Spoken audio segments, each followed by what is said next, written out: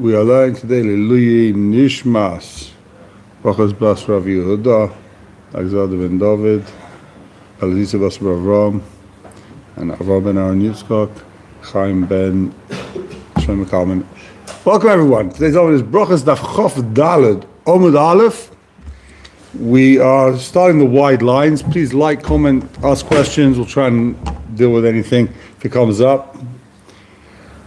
So we're going to take a look again. We saw this yesterday. We'll do a quick recap. The gemorah says about 3 lines before it gets wide. 2 people are in the same bed. Are they allowed to turn away from each other? They're under the blankets. Are they allowed, but they're not wearing any clothes? Are they allowed to turn away from each other and say Krishma? Is that a problem? This is what Shmuel said. He's even allowed to say Krishma if he's next to his bed, next to his wife in bed. The implication of vafilu, even if he's with his wife, is that certainly if he's someone else, you can say Krishma. Even with his wife, you can say Krishma, but with anyone else, of course it's mutter.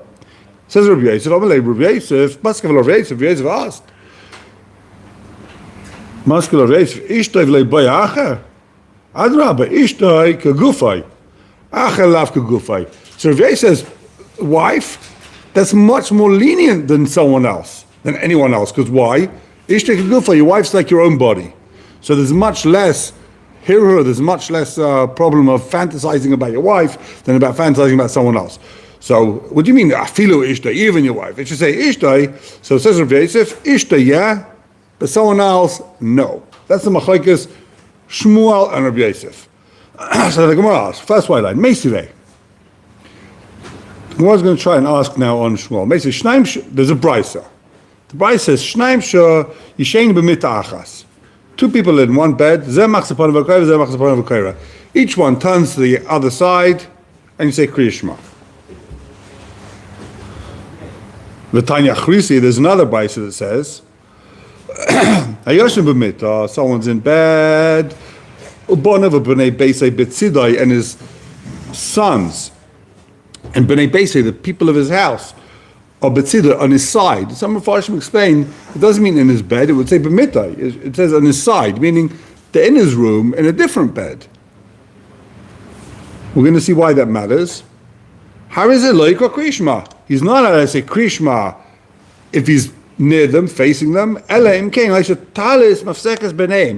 need to have a blanket, some type of material between the two of you.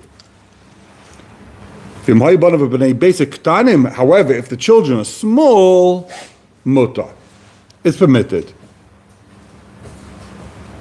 So, Bishmil Rav Yosef leikasha. So, what do we see from here? Bishmil Rav Yosef, let's see in the Gemara. Bishmil Rav Yosef leikasha.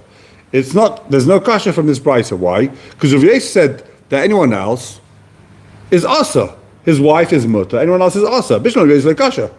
So, when you see this brisa, let's do an analysis first. It says if he's with Bnei Beisai, he can't say Krishma unless there's a sheet. What do you mean? According to Shmuel, right? Shmuel says, Ishtai, v'koshken anyone else. Of course you can say Krishma. Rav Yosef says, Ishka kagufai, and anyone else is going to be Asa. So this makes sense according to Rav Yosef. But according to Shmuel, this doesn't make sense. Shmuel said, if his wife's muta and anyone else is for sure muta. So how do you understand this? This brisa said, don't say Krishma unless you put a talit, unless you make some type of border, some type of hefsek. So Bishmil Rav Yosef loy kasha, it's not going to be, there's no kasha on Rav Yosef.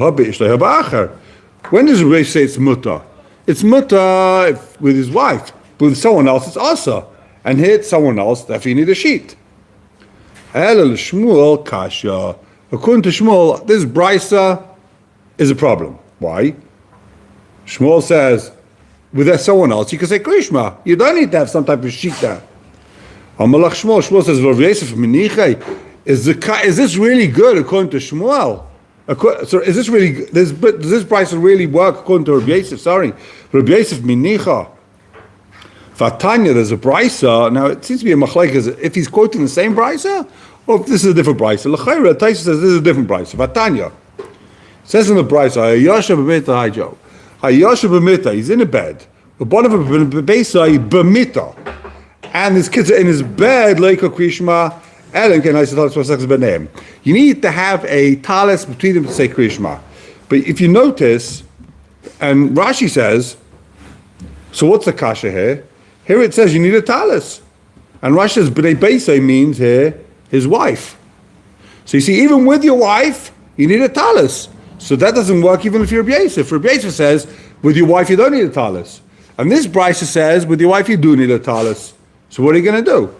So Elamah, the Gemara answers, the Gemara explains, how's Reb Yosef going to learn? Ishtal Reb Yosef Tanaihi, it's a machlekes Tanaim. They didn't make Tanaihi. So I also say there's a machlekes Tanaim. In other words, according to Reb Yosef, you have to say there's some type of machlekes Tanaim, and he's taking one side. Also, if he's Shmuel, there's got to be a machlekes Tanaim, he's taking one side.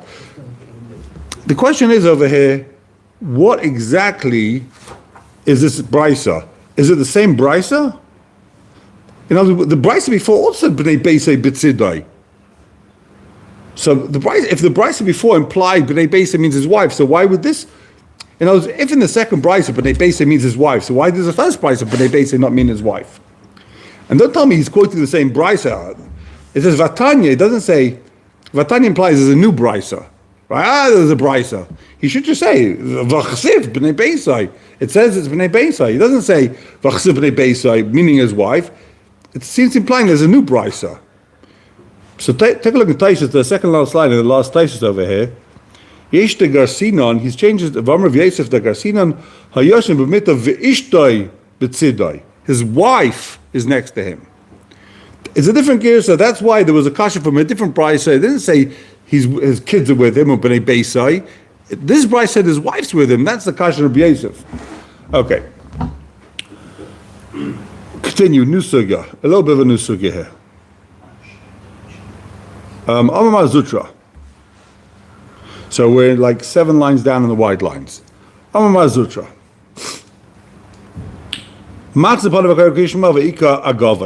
He turns outwards, he turns sideways, right? How can you do that? Va'ika agovis. What is that agovis? His backside, his rear end. It's touching his wife's. Or it's looking at his wife's, one of the two. There's 2 ways to understand the Gemara's kasha here. So this will assist Rav Huna, that what? A person's rear end is not called a erva. That's fine. A person's that is a krishma facing, or in this case, if his rear side is facing hers, that's not called an erva. That side, that's not called an erva, b'chal. The buttocks is not called an erva. I have a brisa that assists this Rav Huna. Why? Interesting brisa. Her issue is yeshivs. A woman's allowed to sit down. V'keitzela chalosa aruma. She's not wearing any clothes. She's being mafresh chala. If she's sitting down, it's okay. She can be mafresh chala sitting down and make a bracha. Afresh chala l'chayra, right? She's allowed to make a bracha afresh chala. She's sitting down. Why? Pnei here is referring to her lower face. She's allowed to, since she's sitting down, she's covering up her erva. Her erva is not showing. And therefore she can make a bracha without clothes on, because she's sitting on the floor covering her erva. And the implication is, therefore, you see from here, even though she's covering up her female private parts, but she's not covering up her buttocks, that's still showing. So you see from here that that's not an erva. That's not an erva. Avaloya ish, but a man can't do this. He can't sit down on the floor and make a bracha. Why? Because even though he's sitting on the floor, his erva is going to be sticking out. So Tigum Rav Nachman by Yitzchak. So Rav Nachman by Yitzchak answers, no, that's not a good raya. Why? When she sits in the ground, it's I guess it's dirt or mud, whatever it is. She makes sure she's covering her entire bottom area. So that's why the buttocks are not showing. She's covering it. The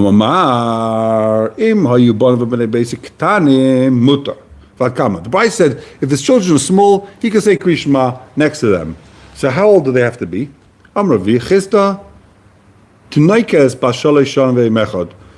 If she's 3 years and 1 day, then that's called she's small. He's allowed to, under 3 years and 1 day, he can say Krishma next time. But a boy, up to 9 years and 1 day. A girl could be 11 years and 1 day. V'tinoik ben shtemes shana ve'mechad, and a boy 12 years and 1 day. Either way, whether 11 or 12, ad kadei shadayim nechayne v'sarech tzamech. It's a pasuk in Yechezkel that once she starts growing a bosom and once she has any pubic hairs, it's also to be next to her. Rashi explains because then there's already some type of attraction here when he sees that. She's already developing womanhood. So the Gemara says, this is already a whole new sugya.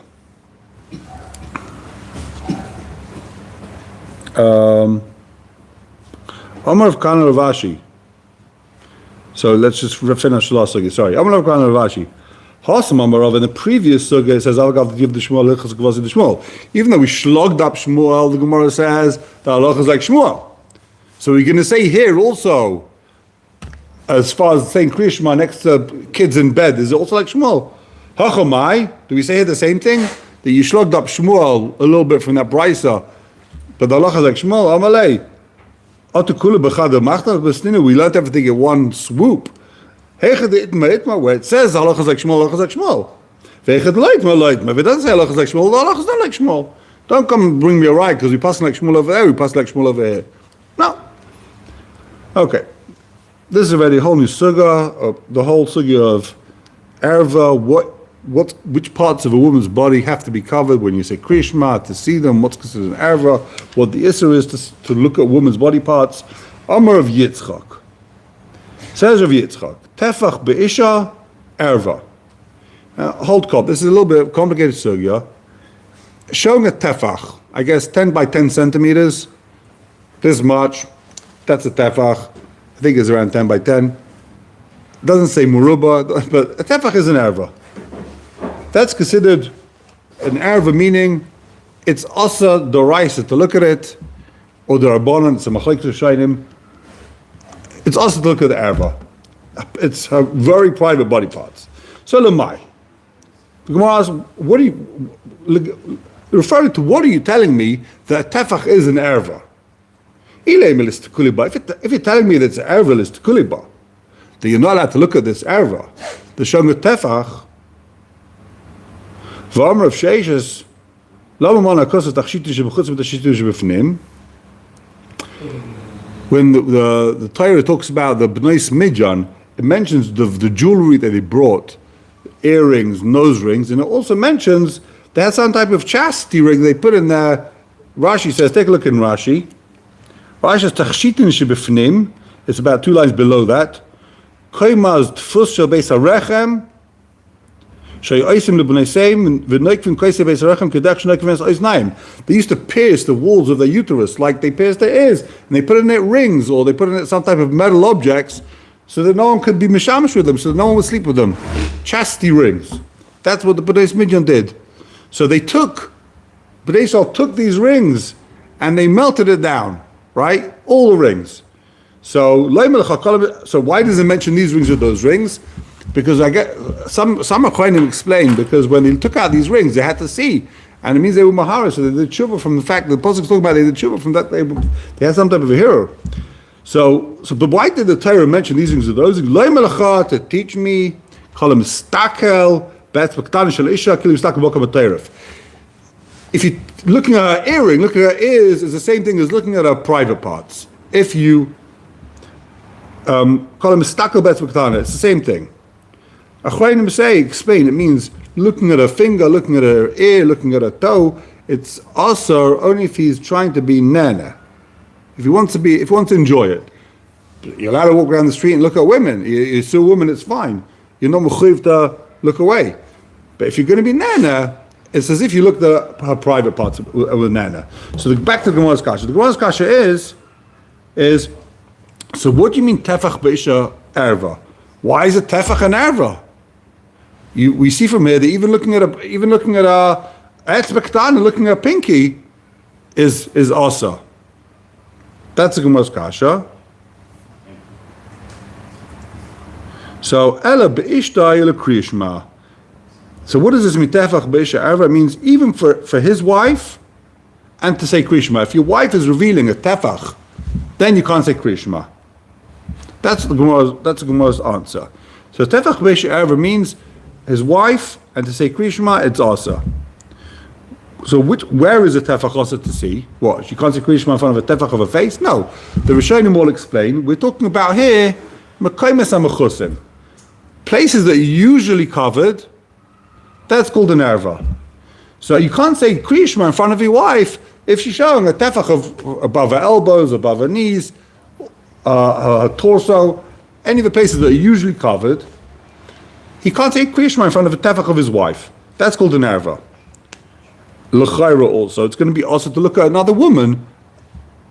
If once it's an erva, you can't say kriyishma, but you're not allowed to look at another woman where it's supposed to be covered and be nana either.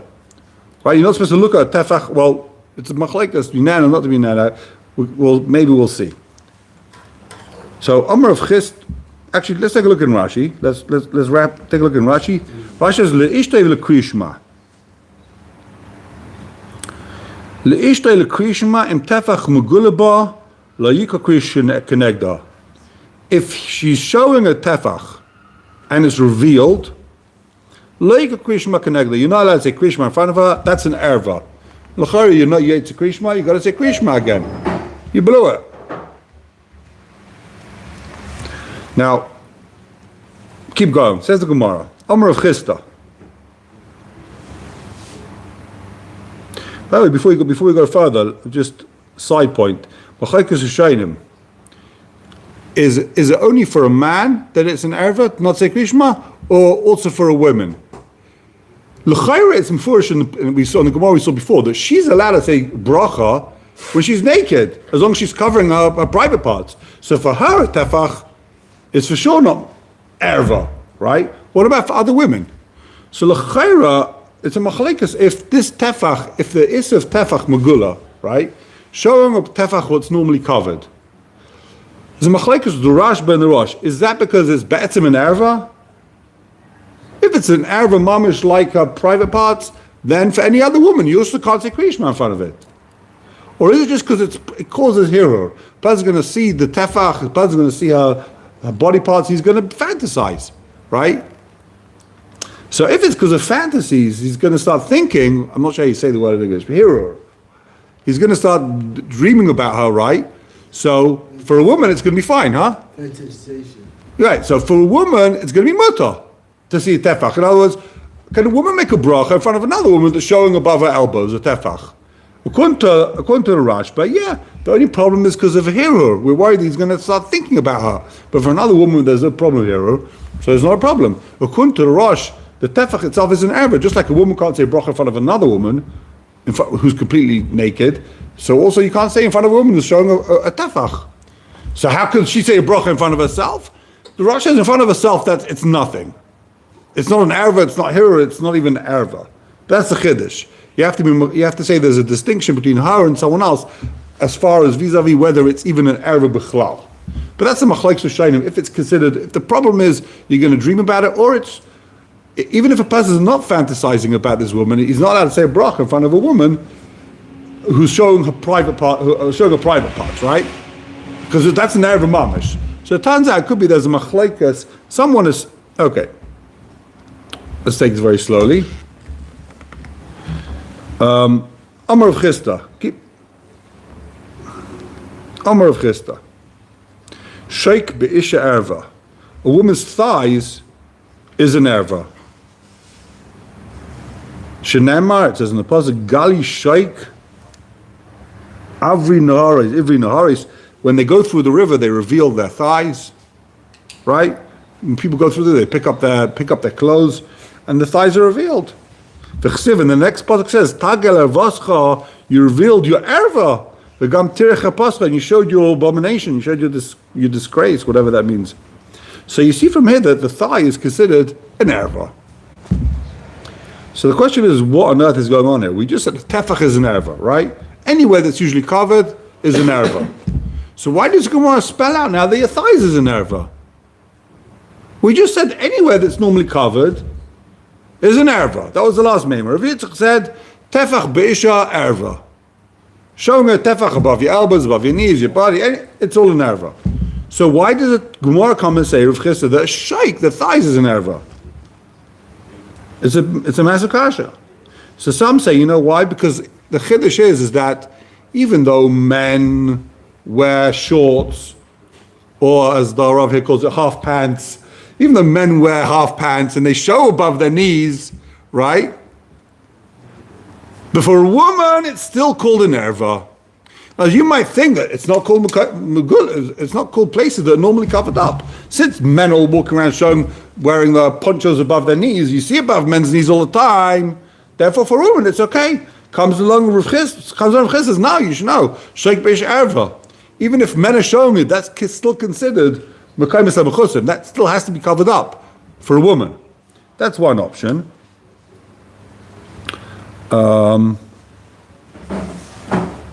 Take a look in Rashi. Rashi says, sheikh beishes ish. Erva. So for some reason, Rashi says we're talking about beishes ish, implying that for a single girl, for pnuya, it's not an erva.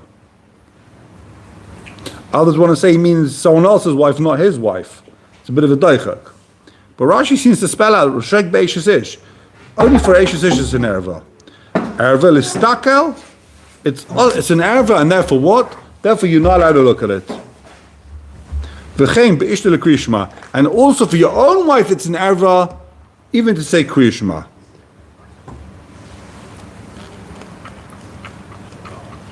Okay. So, someone understand the gemorah saying like this. That what? Some other Rishonim say, you know why it can't be considered, you know why the Gemara says that a sheikh is an erva for a woman, that the thigh is an erva? Not because men show the sheikh. Who cares if men show the thighs? But even for women, sometimes the thigh gets shown. Sometimes people see the thigh. They're bending down, they're picking something up, they're getting into a car, I don't know what, they're going in the river, like this podcast, they go in the river. So you might say, when they go in the river, you see the thighs. That means it's not always covered. What's an erva? A place that's always covered. Her abdomen is always covered. That's an erva. But here it says sometimes women show their thighs. You might think it's not an erva. Says Rav Chisda, no.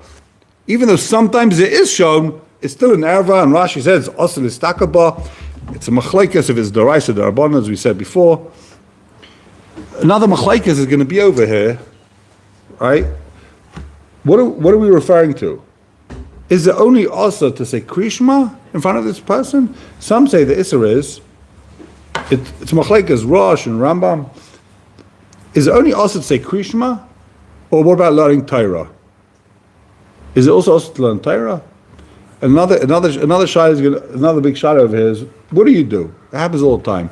Okay, we'll wrap up the sugya first and we'll get to the other questions. The Gemara keeps going. It says, Kol be'ish, Amar Shmuel, Kol be'ish erva. A woman singing, her voice. It just is a voice, but the Rishonim will say it means a singing. Kol be'ish erva. Doesn't mean you can't talk to a woman. Kol be'isha. If she's singing, it's an erva. Shneimar, ki kol lecharev. The pasuk says, your voice is beautiful. Umarech nava, and your appearance. So you see that the voice is praise is beautiful. And Amar of Sheishes, sa be'ish erva. The woman's hair is an erva. Shneimar sarech ke'edeh izim. Shir Hashem, he praises the voice, he praises sar. So it's all an erva. So back to, I just want to wrap up the sheikh thing. So some want to say, some Achronim say, I think the Bach mainly says, that there's a difference between tefach bish erva and sheikh bish erva. What's the Gemara saying here? Tefach bish erva means you have to show tefach to be an erva. But sheikh, the chiddush, the sheikh is an erva, is even if she's showing less than a tefach. That's how he understands it. Even if you're showing less than a tefach, tefach b'isha erva, anywhere a tefach is an erva. But that's I guess above the elbows, your abdomen, you need a tefach. If you see a little centimeter of abdomen, that's not an erva. But for the sheikh, even less than tefach is asa, is considered an erva, and therefore you can't say krishma, even if she's showing any sheikh. Why? I can't say there's extra level of hero. There's more hero with a sheikh than with the abdomen or with above the elbows. It's an extra level of hirur. Now, the next thing we spoke about was kol b'she'erva, singing. Machlaikas. Machlaikas is hearing a woman's voice, she's singing. Is it the rice or is it the rabbanon? I mean, and it's totally if all these ervas is the rice or the rabbanon. Obviously, it's the rice it's the erva mamish. What about the mekaymis? They're usually covered. Is that the rice or the rabbanon? And therefore, it's going to be a big nafka minna that Rabbeinu Yomi says nowadays that we live amongst the goyim, and the women are singing all the time. So that's it. You're not going to be able to learn Torah anywhere. So he says, what's the word? Nowadays, since there's no other option. There's no other option. You got to learn Torah, and you're singing all over the place. So you're going to have to learn Torah even with it. It's fine. I just want to say that the issa is only with Kriya Shema. The issa isn't. There's no havamah. There's an issa to learn Torah with hearing a woman's voice. In other words, is it also to hear a woman's voice? Kol b'she'erva. Does that mean you can never hear a woman's singing? Or that means for Kriya Shema, for Torah? What are we referring to here? L'chayra, it means, the Pasha says, we're talking about it, saying Kriya Shema, learning. Does it mean it's also to hear a woman's voice? So a place can say, if you try to be ma'nana from the voice, that's a problem. The kasher is, which I hear you're all asking, is, it says in Novi many times that women sang, Shiras Dveira, Tosha Miriam, and they were singing. And with Pashtas, the men heard. And there's even psukim that Dveira sang to what's his name? She sang to the king. She sang to the Novi, Cheskel. So how could she sing? It's Kol b'she'erva. How do you sing? So one answer, the Chassid Sofer, the most famous answer is that when there's two voices, you don't hear, and it's not an erva. Two voices is okay. Others say it's totally if you're trying to be nana. There was Alpi Dibur, was Alpi Ruach HaKodesh. She was told to sing, so therefore she was allowed to sing. But the Pasha says is that I think people are knowing nowadays two voices is muta. Some say if you don't know what the woman looks like, I think this is what Rav Yeh says, if you don't know what she looks like, it's not considered an erva. Another shaila is if she's a kol b'isha less than 12 years old, is it erva? The Pasha is yesh makam lahaka. I think the Mishnah Berurah says you can be meikol, nothing to worry about. Shaila is sar b'isha erva. So what do? You're sitting on a plane, there's women out covering hairs in front of you, you're sitting in a kiddush, women aren't covering the hair, can you make a bracha in front of them? So, do you have to close your eyes or look away? For erva mamish, it would appear for erva mamish, it's not enough just to close your eyes. The pasuk says, Ki yerebucha ervas davar. If we see that there's when you see an ervas davar, it doesn't say kitira erva, if you look at an erva, the place can say you have to look away. It's not enough to close your eyes with the erva mamish to say Kriya Shema. If you're looking at a woman's erva, you have to actually turn to the side. It's not enough to close your eyes. But a person can say that there's a chilek. This is not an erva mamish. The whole problem here is a person is going to start being mahara. He's going to start fantasizing, and therefore it's enough to close your eyes. If she's showing hair, you can just close your eyes. You don't have to turn away. Rav Moshe Feinstein says that famous chivas of Rav Moshe that nowadays, since all women are showing their hair, it's not an erva mamish. It only creates hirur. Since everyone's showing their hair, there's no hirur anymore for hair. So, ikra din, you're allowed to say a bracha or krishma in front of a woman showing her hair. You should turn away if you can. If you can't, close your eyes. It's not called Shas atchak. You're allowed to close your eyes in front of and say a bracha in front of a woman. But just because it's not an erva doraisa, just because it doesn't mean a woman doesn't have to cover her hair. There's a separate pasuk, notably, that says she has to cover her hair. It says the paras as reisha, she uncovers her hair, meaning we learn from her that she normally has to cover her hair. Okay, let's keep going. Amar Rav Chanina. New sugya. Amar Rav Chanina. I knew this is Rebbe. I saw Rebbe. Shetola tefillin. He used to hang up his tefillin. I guess when he wanted to go to the bathroom, he wanted to go out of the base of medrash. There was a hook on the wall, and he hung his tefillin on the hook. He didn't put it down on the table. He hung it up, right? Ani re'isis Rebbe shetola tefillov. Basically, kasha. Question: Hatola tefillov yislo chayiv. It says in Brisa, someone that hangs his tefillin, his life should be hang. I guess it means, kiss him goodbye. So Doishi Chamura is Amru, the people, Doishim of the Psukim, It says, what does it mean when it says your life is going to hang in front of your eyes in the Techecha? It says this. Someone hangs the tefillin. David K. Oh, we missed you. Boy, did we miss you. Someone that hangs the tefillin. His life should be like his life is hanging like his tefillin now. So how did Rebbe hang his tefillin? What's going on over here? Like kasha. When can you not hang your tefillin? If you take the straps of the tefillin, you hang your tefillin upside down from the straps. That's teilei chayv. Your tefillin are dangling under your straps. But someone that if you put your tefillin on top and the straps are hanging down, that's not a problem. Some say no. It doesn't matter whether you hang it, whether your straps are hanging, whether the house of the tefillin are hanging. Also, it's always also. Rebbe hanged it in a kli. It was hanging, but it wasn't hanging. I guess it means he put his tefillin in a bag, and the bag was hanging. That's what it means. It was in a bag, and the bag was hanging. He put the bag, he put the shopping bag on the hook, and the bag was hanging. But it was in a bag. Rashi says because the b'seich tikonai, it was in his bag. B'tolatik, he hung the bag. Okay, so that's what the chiddush was. That you're even allowed to hang your tefillin bag. I think people are very make on that is hanging the tefillin bag. Rebbe did it. That's what it says, right? That's not a problem. So ihachi, if that's the case, ma'ilem meimra. What's the chiddush? You hang this tefillin bag. Of course you can hang a tefillin bag. You might think, you have to put the tefillin down on a table, on a surface. Ki sefer Torah, just like a sefer Torah. You can't hang a sefer Torah in a bag, on a hook. I guess it's mufurish, so that's halacha. Kamash malan, that tefillin is not like sefer Torah. Even though l'chayra, the kedusha is very similar to sefer Torah. A sefer Torah, you're not allowed to hang in a bag. Tefillin, you are allowed to hang in a bag. Okay, we're going to end over here. 2 dots, perfect place to stop. Thank you very much. Have a wonderful day.